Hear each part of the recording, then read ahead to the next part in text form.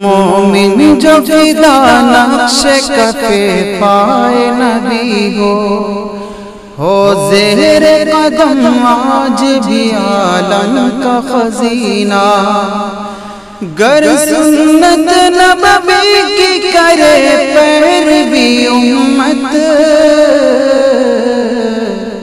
طوفان سے نکل جائے گا پھر اس کا سفینہ، طوفان سے نکل جائے گا پھر اس کا سفینہ۔ نحمده ونصلي على رسوله الكريم،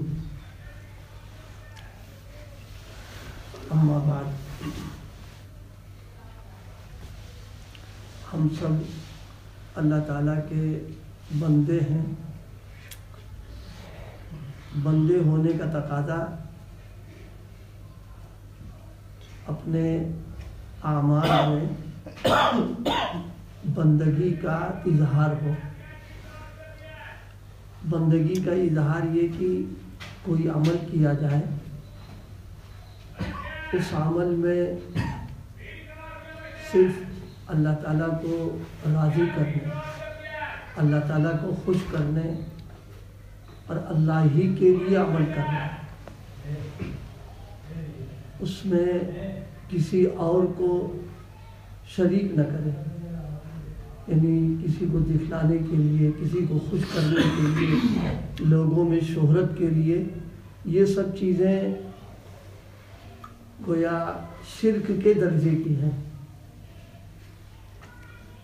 اللہ تعالیٰ اپنے بندوں سے یہ چاہتے ہیں کہ بندہ کوئی کام کر رہا ہے تو خالص میری رضا کے لیے کرے، کسی اور کے لیے اس عمل کو نہ کرے۔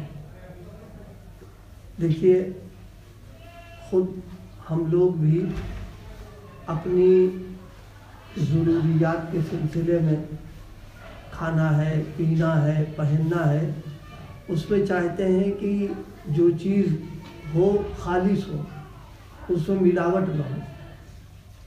مثلاً دودھ ہے تو اب چاہتے ہیں کہ اصلی دودھ خالص ہو، اس میں ملاوٹ نہ ہو، یا اور کھانے پینے کی جو چیزیں ہیں اس میں ملاوٹ ہم پسند نہیں کرتے۔ یوں انجانے میں ہو جائے تو ہم اس کو ظاہر استعمال بھی کر لیتے ہیں، لیکن اگر معلوم ہو جاتا ہے تو پھر کوشش کرتے ہیں اس سے بچنے کی۔ تو جب ایک انسان اپنے لیے ملاوٹ کو پسند نہیں کر رہا ہے تو پھر اللہ تعالیٰ ملاوٹ کو کیسے پسند کریں گے؟ اللہ تعالیٰ بھی چاہتے ہیں کہ یہ عمل خالص میرے لیے ہو۔ میں نے عرض کیا تھا، دودھ جب اصلی ہو اور اس میں ملاوٹ نہ ہو، ظاہر ہے کہ اس کی تاثیر جو ہوتی ہے کچھ اور ہوتی ہے۔ اس کی تاثیر ہے، اس کے اندر جو قوت اور طاقت ہے، اور جو چیز اللہ تعالیٰ نے اس پہ رکھی ہے اس کے اثرات پورے مرتب ہو جاتے ہیں۔ لیکن جتنی اس میں ملاوٹ اور آمیزش ہو جائے تو جس قدر آمیزش ہوگی اتنی ہی اس کے اندر جو ہے کمی پڑ جائے گی۔ بعض اوقات آمیزش اتنی زیادہ ہو جاتی ہے کہ اس کی صورت اور شکل کے اندر فرق پڑنے لگتا ہے۔ پھر اس میں جو کہتے ہیں گھی ہے، مکھن ہے، یہ ہے، وہ ہے، وہ تو سب دھیرے دھیرے وہ کم۔ تو جس طریقے سے ہماری اپنی ملاوٹ کے بعد میں اللہ تعالیٰ نے چیزوں میں قدرتی طور پر جو تاثیر رکھی ہے وہ متاثر ہو جاتی ہے، اسی طرح اعمال کی جو تاثیر ہے وہ بھی جب اس میں آمیزش ہو جاتی ہے تو وہ تاثیر اس کی ختم ہو جاتی ہے، اس میں وہ باقی نہیں رہتی ہے۔ اللہ تعالیٰ بھی قبول بھی نہیں کرتے اور تاثیر بھی اس کی چلی جاتی ہے۔ تو اس لیے اس کی فکر کرنا، کوئی کام کرنا ہے تو اور چھوڑنا ہے تو دونوں ہی میں مقصود کیا ہو؟ اللہ ہی ہو۔ یہ نہیں کہ کسی کو دیکھ کر کوئی کام ہم نے کر لیا یا کسی کی وجہ سے کسی کام کو ہم نے چھوڑ دیا، اخلاص کی بات نہیں رہے گی۔ اخلاص یہ ہے عمل میں صرف اللہ پر نظر ہو۔ قرآن مجید میں ایک موقع پر فرمایا ہے، من کان یرجو لقاء ربہ فلیعمل عملا صالحا ولا یشرک بعبادۃ ربہ احدا۔ فرمایا کہ اللہ تعالیٰ سے تم ملنا چاہتے ہو، ملاقات کرنا چاہتے ہو، اللہ تعالیٰ کے سامنے سرخروئی چاہتے ہو فلیعمل عملا صالحا، عمل صالح کرو، ولا یشرک بعبادتی، یہاں شرک سے مراد عقیدے کا شرک نہیں ہے، یہاں شرک سے مراد وہی ریا ہے، شہرت ہے، دوسرے کے لیے کرنا، یہ عمل نہ ہو۔ اگر عمل میں یہ چیز پیدا ہو گئی، کتنا بھئی بڑا عمل ہو اور دیکھنے میں کتنا ہی اچھا عمل ہو، وہ تو دو کوڑی کا ہے، اللہ تعالیٰ اس کو قبول نہیں فرماتے۔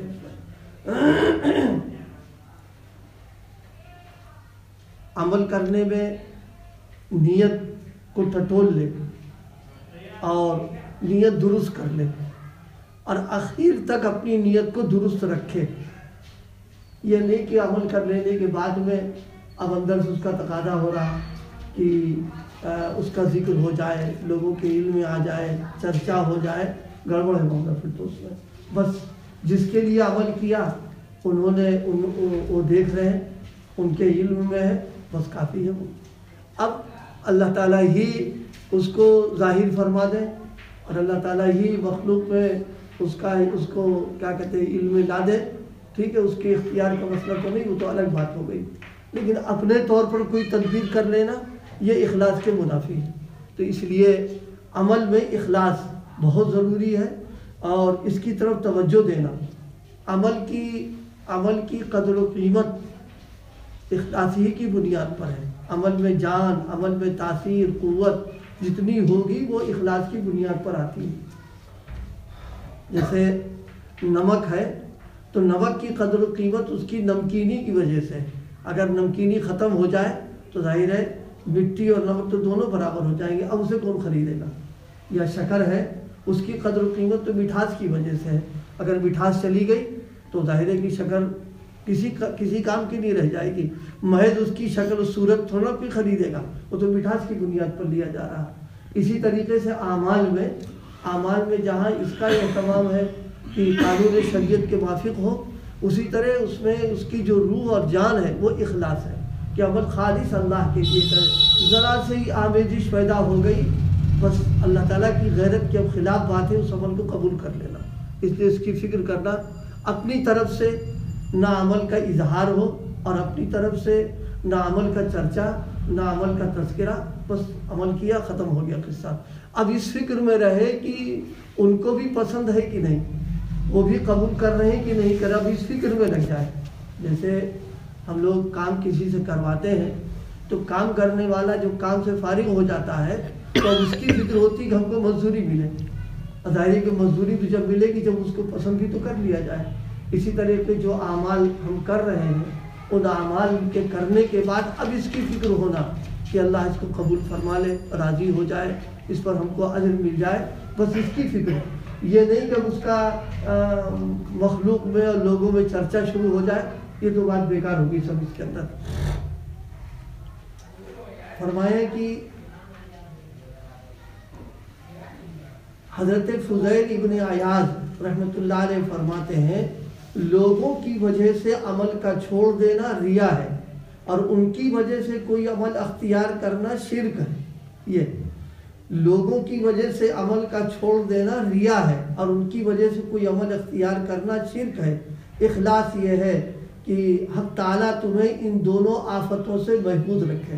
عمل کو ہم چھوڑیں بھی کس کے لیے؟ اللہ ہی کے لیے، اور عمل کریں بھی اللہ ہی کے لیے، یہ ہے اخلاص کی بات۔ اس لیے بعض بزرگوں کے سلسلے میں لکھا ہے کہ ان کو اپنے کسی عمل کے سلسلے میں شبہ ہو گیا کہ یہ اللہ کے لیے نہیں ہوا ہے، تو بس فوراً اس عمل کا اعادہ کیا انہوں نے، یعنی ان کو احساس اور ندامت ہوئی یہ تو ساری محنت بیکار چلی گئی، تو ہم نے دوسروں کے لیے کر دیا، اس کو دہرایا انہوں نے اس عمل کو۔ ہے بہت ہی اعلیٰ درجے کی بات ہے، لیکن کم سے کم ہم لوگوں کے لیے تو اتنا تو ہونا ہی چاہیے کہ کوئی کام کیا، کرنے کے بعد اپنی نقل و حرکت سے، اپنی زبان سے اب اس کا چرچا اور کیا کہتے ہیں ذکر اور خواہش کی شہرت ہو جائے، یہ نہیں۔ ہاں یہ ضرور ہو کہ اللہ اس کو قبول فرما لیجیے، اللہ تعالیٰ اس کو کیا کہتے ہیں اپنے دربار میں قبول فرما لے، اس کے کیا کہتے ہیں ہم کو اجر و ثواب مل جائے، یہ تو ہونا ہی چاہیے اس آدمی کے لیے۔